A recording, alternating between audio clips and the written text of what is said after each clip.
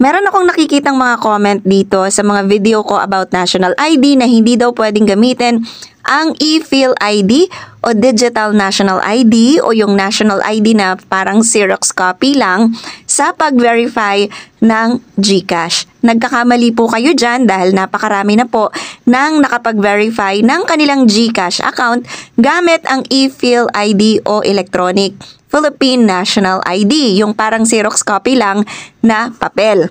So, eto yung mga accepted IDs sa pag-verify ng GCash account. So, kita nyo naman dyan, nakalagay dyan yung e-Phil ID. Kasama sa listahan ng tinatanggap na ID ay e-Phil ID o yung parang Xerox copy na Philippine National ID.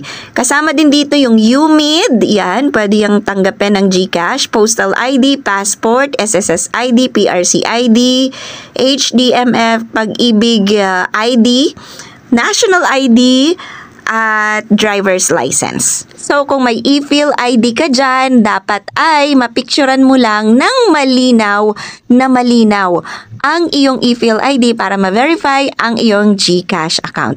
Maraming salamat for watching. Stay